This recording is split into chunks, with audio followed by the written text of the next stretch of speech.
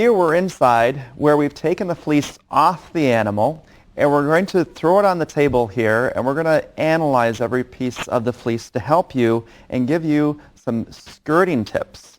These tips are what we'd like you to do for your entries for your AFCNA co-op fleece. Keep in mind, skirting is always going to be the word uniformity that I'd like to ask you to keep in mind, rather, is uniformity. All of these tips that we're going to go through are basically getting the fleece to the most uniform possibility and representation of what you have to work with. Each fleece obviously is very different in its properties, but we're just trying to help in the processing overall, as if we can get a uniform sample, the end product will also come out so much better. And you also will get greater credits. As I look at every fleece, and as every fleece that you have on your table, don't be so critical as if this was a fleece show. You should just kind of pan over your fleece, and certain items that aren't as uniform should jump out at you. One thing that I think many breeders can identify is with hairy portions on your fleece. So even though this fleece isn't perfectly set out, we can identify different areas where that guard hair is sticking out, and that shouldn't be a part of your entry as your overall mid-blanket section of your fleece that you're entering into the co-op. Typically, on the outside edges of the fleece is where that hairy guard hair is, and we want to get that out of the fleece because that's not as uniform as the midsection of the fleece that's nice, fine, more uniform in its dimension of diameter. Those areas were typically probably this area along the belly where that guard hair is, or more towards the front area where they need that guard hair for protection. But we need to pull it out. Often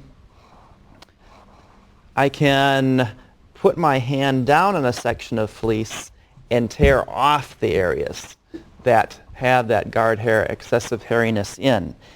And I typically work from the outside edges in. Now this is much more easily done if you do it right after you shear.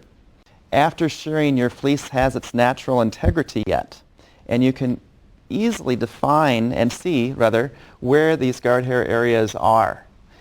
If you bag it up, it gets tossed and turned, toppled all over, thrown in a pile, probably compressed a bit, and then you pull it out on the table months later, it's not as easily defined where those hairy areas are. Or, also another section of uniformity is a point when you see your fleece changes color. Let's take a look at this fleece. It's a nice, soft fawn fleece overall, but there's a section right here that I see as definitely a change in color. That change in color usually also is an indicator that's changed in properties. It might be coarser. Since this main fleece looks like it's a nice light to medium fawn, I would suspect this light section or white section was probably encroaching the front end area of the animal, or even towards the belly or back legs. Now, is that fiber usually as nice as the midsection of the blanket? No. So this would be an area that I would definitely, finding more guard hair here, chop and take out. So always keep that in mind. That difference of the color change on a fleece is usually an indicator for you to probably skirt that area out. Now let's see what else that we have in this fleece that we can skirt out before you'd want to enter. How about debris? Debris is a question that I get often. How much debris is bad? Any debris that you see in a fleece that you can actually physically pull out, obviously do so. If it's so full of shaft, it's probably not going to be a usable end product fleece, because all that small tiny shaft is going to be worked in the processing, and that's not going to come out in the yarn, which therefore will be in our socks, gloves, or scarves that the co-op might make. So preparing the animal beforehand is my biggest tip I'd like to give breeders. You know, either I've seen people vacuum their alpacas off before shearing.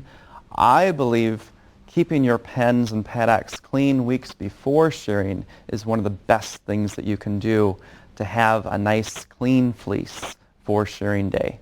Excess dirt. Excess dirt might happen because you have a paddock condition, sandy soil. It would be helpful if you had a table, a skirting table that had wire that you could shake your fleece out on. As I do this to this fleece, I am seeing and taking a look at quite a bit of shaft and just pebbles and sand that I've gotten out here instead of letting it go in for processing. Now usually when this fleece would be cleaned, gone through a carder and a picker, most of this would come out. But still, it doesn't hurt to do a little shaking before you have your entry in. Dung tags or feces that stick in the fleece are also something that you should try and pull out. They're typically towards the back end, but often I find them in sometimes the neck or the side belly because alpacas like to roll. And it might get stuck in the blanket area and you may not even know it. Now I thought I had, here's a toenail actually, so that we can pretend is our dung tag. And I might find a dung tag maybe on the other side. I might be working on a side or the front end of this fleece. Color spots on fleeces, like that white section that we had in that front end that we pulled out, can also be excluded. Unless you have a fleece that's a true Appaloosa, where it's just spotted and it would be impossible for you to pull every single section out. If there's just one brown spot that you can pull out to make the rest of your fleece, again, uniform, do so. One of the last things that I look at, but I don't often find them as easily, unless I look at the fleece right after shearing, are something called second cuts. Second cuts happen when the shearer goes over and shears the fleece off the animal and trails off, not following the whole continuity of the animal, and has to go back and trim that section off to get it down closer to the skin. Second cuts are typically just short fibers, and we wouldn't want them left in the processing because those short fibers won't wrap around like in a yarn formation well. They might wrap around 2 or 3 times around the strand, but then stick out. Those fibers will also fall out or migrate in something that we make with the fleece. Second fibers, or second cuts, right here is a second cut. It's short. You can see exactly where the cut was, just only about an inch in from the top of the fleece. So this is where maybe a shear went across and maybe it was towards the front section and you just trailed off the front. So something like this we definitely want to try and pull out.